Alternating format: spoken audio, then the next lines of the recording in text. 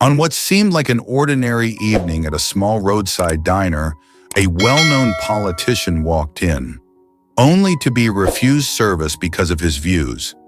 Without anger or outrage, he left in silence. But it was what he did next that truly shook the entire town. With just one unexpected post, he turned rejection into opportunity, kindness into a bridge connecting those who seem irreconcilably divided. And no one could have predicted that this story would unravel an old secret from a past generation, a mysterious thread that transcended both time and prejudice. What really happened behind the doors of that diner? That evening, under a thin veil of misty rain in the small town of Oakwood, JD Vance, a nationally known politician, pulled up in front of a modest roadside eatery called Maple Creek Diner. Wearing a simple button-down shirt and carrying the exhaustion of a long day in his eyes, he walked in with just one simple wish: to have dinner. No entourage, no fanfare, just a hungry man drawn in by the mouth-watering aroma of grilled meat and crispy fries wafting from the kitchen. The soft jingle of the doorbell rang as JD stepped inside. The diner wasn't crowded. A few locals chatted cheerfully at worn wooden tables. A young waitress named Talia greeted him with a warm smile and invited him to sit anywhere he liked. Everything seemed perfectly ordinary until Melissa, the owner, emerged from the kitchen. With just one glance, Melissa immediately recognized the man sitting in the corner. Her expression changed in an instant. Without attempting to hide her emotions, she called Talia over and whispered a few short words, leaving the young waitress visibly uneasy. Then, under the curious gazes of the patrons, Melissa walked straight to JD's table and delivered a blunt message. "I know who you are. I don't agree with your political views, and I don't feel comfortable serving you in this diner." The words cut through the warm, easy atmosphere like a cold splash of water. Conversations came to a halt. The diner fell silent. Talia stood nearby, still clutching her order pad, sneaking a nervous glance at JD, uncertain of how he would react. In that moment, JD had many choices. He could have lashed out, accusing Melissa of discrimination. He could have pulled out his phone, recorded the incident, and ignited a social media firestorm that would bring a tidal wave of outrage against the diner. With his influence and platform, he had every power to do so. But what made this story different, and the reason it spread so widely, was the choice he made in that split second.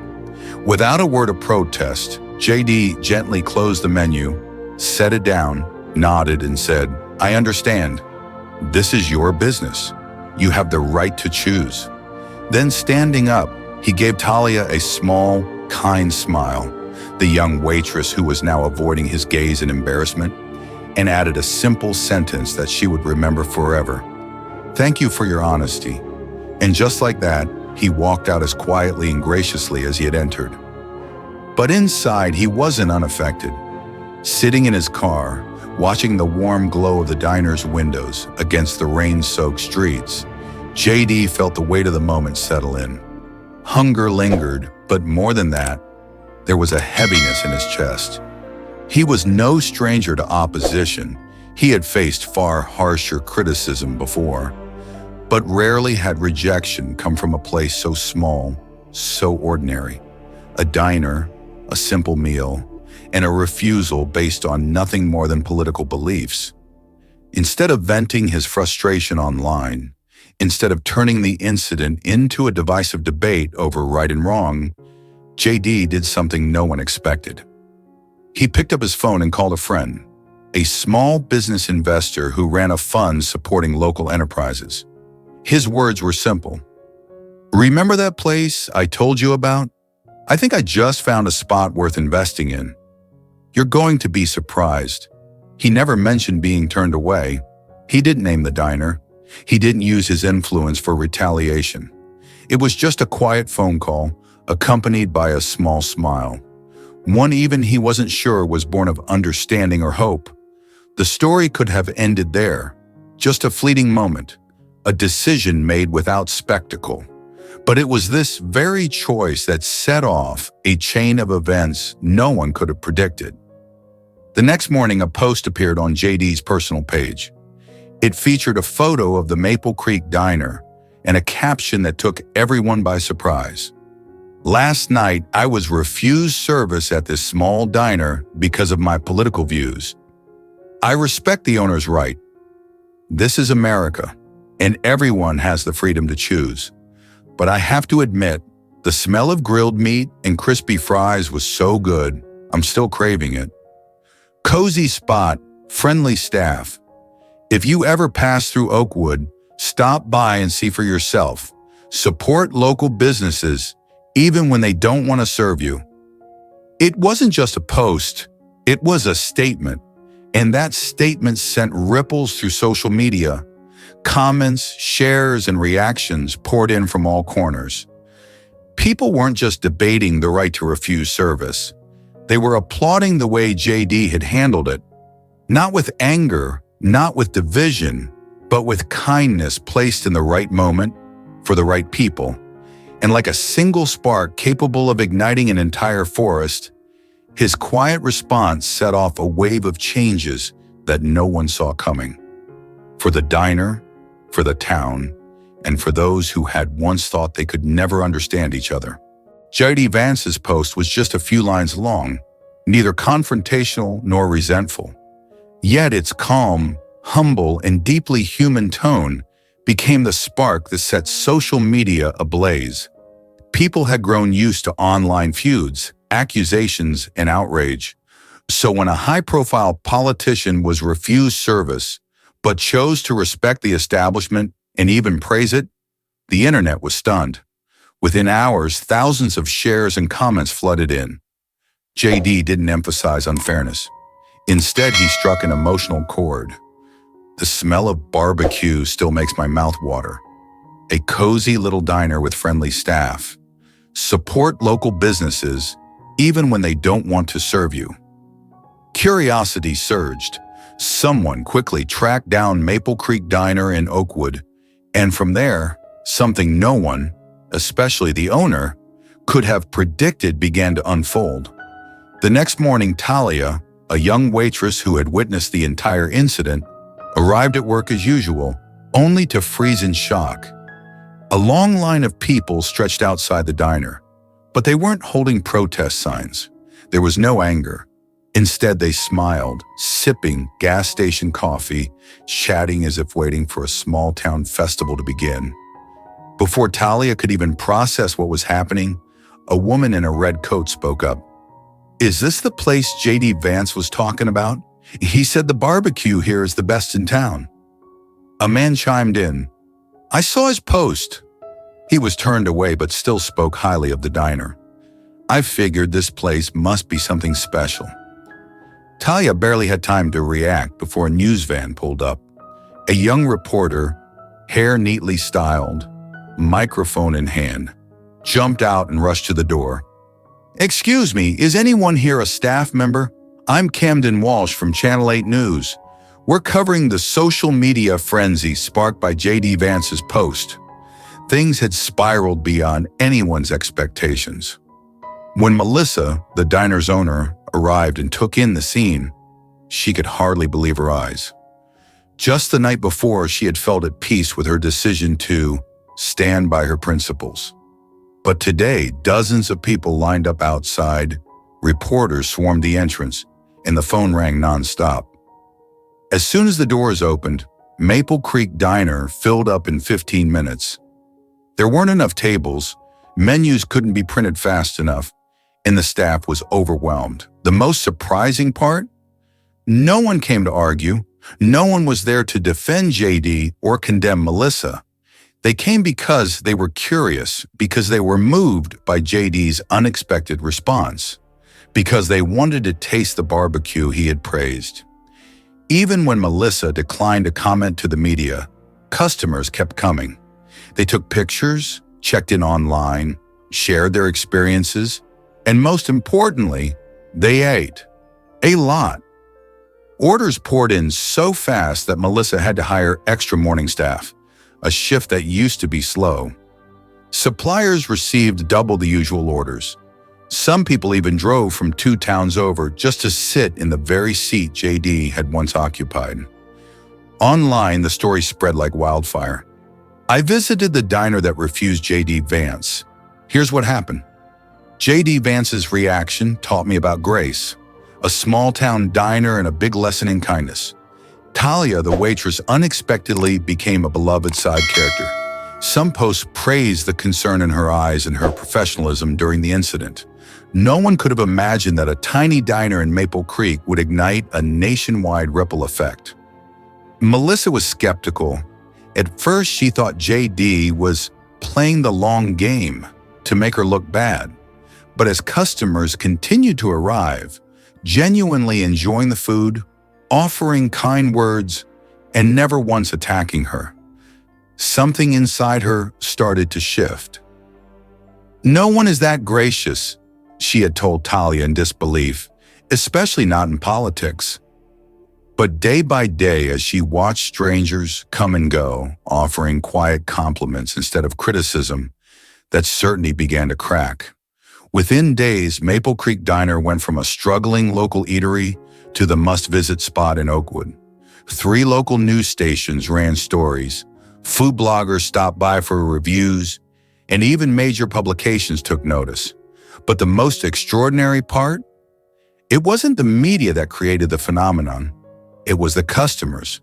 They came to eat, to experience, to support an act of unexpected grace.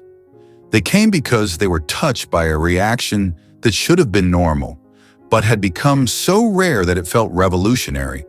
Kindness, even in the face of rejection. From the cramped diner kitchen, Melissa watched the never-ending stream of customers. She never expected that refusing service to one man would set off a chain of events like this. And she certainly never expected that JD Vance's quiet dignity would be the key to unlocking a door she had never considered before. An opportunity not just for her diner, but for herself. What she didn't realize yet was that this was only the beginning. Even though Maple Creek Diner had now become a well-known spot, within its old, weathered walls, not everyone found it easy to embrace change. Melissa, the owner who had once outright refused to serve JD Vance, still carried a strange feeling inside her. His kindness unsettled her, making her even doubt herself. For years, she had taken pride in standing firm, refusing to serve those who represented policies she believed had taken away her family's livelihood. And yet, ironically, it was the very man she had turned away, who had unexpectedly brought new life to her diner. Her inner conflict deepened one late night when, in the dim glow of the kitchen's yellow light, Talia, her loyal waitress, handed her a cream-colored envelope with no sender's name. "I think this is important," Talia said hesitantly. "The handwriting, it looks like JD's." Melissa took the letter, her hands trembling slightly. She didn't open it right away, but placed it beside her cooling cup of tea, her gaze drifting to the window where JD had once sat. There was something profoundly human about his silence. No pressure, no noise, just a simple personal gesture. A handwritten letter in an era where everything had been digitized. That alone made it impossible for her to ignore. When she finally opened the envelope, neat and deeply heartfelt handwriting appeared before her eyes. JD had written, "Thank you for your honesty. In a world where so many people say things they don't truly mean, I respect your steadfastness, but I also believe that some bridges must be built with kindness, not agreement. You had your reasons for acting as you did. I have my reasons for holding no resentment, and part of that reason comes from a woman, my grandmother, who taught me this. When rejected, do not retaliate. Respond with kindness, because everyone has their own story." Melissa read those words over and over. Her eyes lingered on 3 of them. A woman. Something inside her stirred, like an old string quivering in a soft breeze. She set the letter down, but her thoughts remained entangled with the image of JD's grandmother. The woman who had taught him this lesson in humanity and had now made Melissa, someone who had always believed she was right, reconsider her own stance. What Melissa didn't know was that somewhere else, another person was wrestling with the same thoughts. That evening, after her shift, Talia returned to the small apartment she shared with her grandmother, Eliza Reynolds. Eliza had raised her since childhood after Talia's parents died in an accident. She was a simple woman, once a nurse, quiet but full of warmth. Talia had always believed no one understood people's hearts better than her grandmother. So that night, after setting aside her apron and washing up, she sat beside Eliza and shared JD's letter. She told her about how he spoke of his grandmother as an inspiration for kindness. Eliza listened intently, something flickering in her aging eyes. Something like nostalgia, as if an old memory had just awakened. "You said, what was his grandmother's name?" Eliza asked softly. "He just called her Mama. He didn't mention her real name, but he said she taught him to be kind, even when hurt." Eliza fell silent for a long time. Then she stood up, walked to her room, and returned with a faded blue leather-bound photo album. She placed it on the table, her fingers gently tracing the worn cover as if it were a treasure. "I've never seen this album before," Talia said. "I haven't opened it in years. But tonight, I think it's time." On the 10th page was a black and white photograph of two teenage girls sitting on wooden steps. One was Eliza, her hair neatly pinned up, her expression serious. The other was a curly-haired girl with sharp eyes and a radiant smile, naturally wrapping an arm around her friend's shoulders. "Who is this?" "Beverly," Eliza whispered, but everyone called her Mama. "JD's grandmother." Talia froze. Her thoughts raced. The woman JD had written about was her grandmother's childhood friend. "You can't be serious," she murmured. "I am," Eliza gave a small, wistful smile. "Beverly and I grew up together in Kentucky. We were poor, but our friendship was strong. Then I moved away from my nursing job, and she stayed behind. We lost touch. There were no emails, no phones like there are now. But I never forgot her." Talia examined the photo closely. Beverly's eyes looked so much like JD's, sharp yet gentle, as if always observing the world with both logic and heart. She turned to Eliza, who was now quietly wiping the corner of her eye. A generation had passed, but kindness had endured. From a grandmother who had once protected her friends, to a grandson who chose forgiveness over bitterness. "Would you like to meet him?" Talia asked. Eliza smiled, her hand still resting on the photograph. "If you can arrange it, I think I'd like to revisit a piece of my past, to tell him that Beverly was a wonderful friend, and to let him know that I'm proud he's living by the values she believed in." And then an idea sparked in Talia's mind, a thought she didn't voice just yet, but one she knew for certain. This was no longer a story about rejection. It had become a story of connections, of legacy, and of bridges built from the deepest corners of the heart. After discovering the extraordinary connection between her grandmother and JD Vance's grandmother, Talia couldn't sit still. She believed that the meeting between JD and Eliza needed to happen, not just for them to share memories, but also for Melissa, the diner owner struggling with her emotions and prejudices, to have the opportunity to face the kindness she wasn't yet ready to fully embrace. One early morning, before the diner opened and the scent of freshly brewed coffee filled the air, Talia brought her idea to Melissa. "I think you should invite him back." Melissa hesitated. "JD Vance?" "Yes," Talia nodded firmly. "Not for PR, not to make a public apology. Just a private dinner with you, me, Eliza, and JD. A real conversation, not between a politician and a diner owner, but between people. People with pasts, with memories, and with their own pain." Melissa remained silent for a long time. Her eyes no longer held anger, but there was still hesitation. "Are you sure? Do you believe he'll come?" "I do," Talia smiled softly, "because his grandmother was once the person Eliza cherished the most. And JD is living the way she once lived, with kindness." After much contemplation, Melissa picked up a pen and wrote a handwritten invitation, just as JD had once written to her. The letter wasn't overly formal, but it was sincere enough to reflect the change in her heart. "JD, thank you for your letter and for choosing to respond to my rejection with kindness. I once thought I was strong for standing by my beliefs, but perhaps I was only building a wall. Now I want to try building a bridge. I invite you to return to Maple Creek Diner, not as a customer, not as a politician, but as a friend. And if you don't mind, Eliza, who was your grandmother's childhood best friend, will be there as well. We are not seeking publicity. We simply hope for an honest conversation, like people who truly want to understand each other." Melissa Hargrove. Camden, the reporter who had once covered the diner story, helped deliver the letter to JD while he was in town for a seminar at the local university. Just one day later, Melissa received a message from an unknown number. "M. Hargrove, I'm honored to accept your invitation.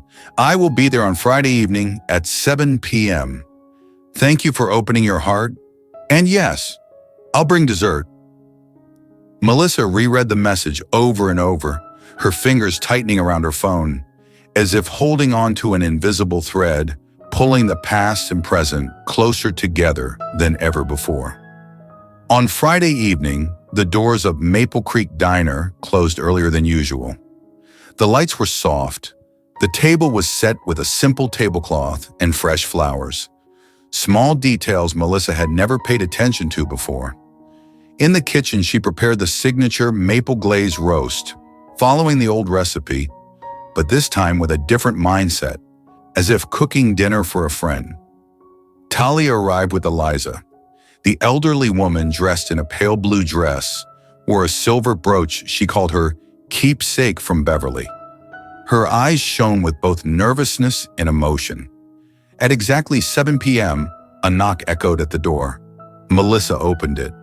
JD Vance stood there, polite yet casual in a navy blue shirt, holding a box of pastries from the town's most renowned bakery. His face showed relief as he realized there were no cameras, no crowd, just a small, warm, and honest space. "Good evening," he said, extending his hand. "Please, call me Melissa," she replied, offering the first genuine smile she had allowed herself in days. When JD was introduced to Eliza, the moment seemed to pause. Eliza examined his face carefully, the eyes, the cheekbones, before whispering, "You look like Jimmy, Beverly's younger brother. Those eyes of yours are unmistakable." JD froze for a second before offering a quiet touch smile. "I've never met anyone who truly knew my grandmother as a young girl until tonight." The four of them sat down. No one rushed to apologize. No one began with explanations. Instead, they ate, savoring every bite, the roast, mashed potatoes, and simple sautéed vegetables, as if breaking the silence with shared warmth. Only when JD's apple pie was served did the real conversation begin. Eliza spoke of Beverly, the curly-haired girl who always argued with the boys, the one who stood up for her friends despite her small stature. She recalled summers in rural Kentucky, the times they got scolded for climbing trees, and the day they made a blood pact to be best friends for life. JD was speechless as he looked at the old photographs Eliza had brought. A portrait of young Beverly sitting on a porch step, her eyes burning with untamed fire. "I've never seen my grandmother this young before," he murmured. "Thank you for keeping these memories alive." Melissa sat quietly, listening. Slowly, the hardness in her heart began to melt.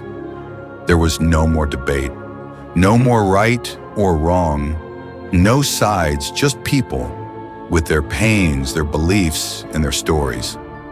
At the end of the meal, Melissa stood up and gently placed her hand on the table.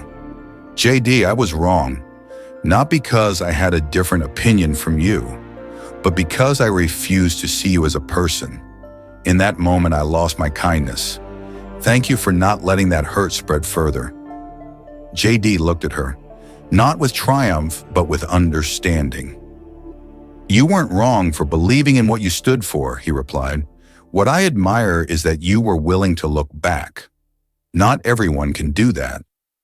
That evening, a door had opened, not just between Melissa and JD, but between the past and the present, between people who once thought they could never share the same table. When JD left the diner that night, he didn't walk straight to his car. He stood outside for a long time, gazing at the warm yellow light spilling from inside, the place where people who were once strangers had come together. He knew that it wasn't just a dinner, it was a beginning. From that special evening onward, Maple Creek Diner was no longer just an ordinary eatery.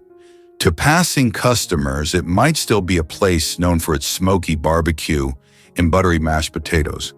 But to those who stayed, Melissa, Talia, Eliza, and even JD Vance, it had become a symbol of healing, of the power of kindness, and of the choice to respond with empathy instead of resistance. Melissa didn't speak much about that night, but those close to her knew. She had walked away from the conversation with a different heart, lighter, more open, no longer imprisoned by the prejudices she once mistook for principles. 3 days later, a letter from a small business investment fund arrived at the diner. It contained an offer to invest in expanding the space, upgrading the kitchen, and creating more jobs for the town's residents. JD Vance had quietly recommended Maple Creek Diner to the fund as a model worth supporting, a cornerstone for the community. Melissa could hardly believe her eyes. Just a month ago, she had been struggling with utility bills, denied loans by the bank, and facing an empty diner. Now, not only was she receiving financial support, but she was also given full control over management, on the condition that she create 5 full-time jobs and provide health insurance for her employees. Thus began a true journey of revival.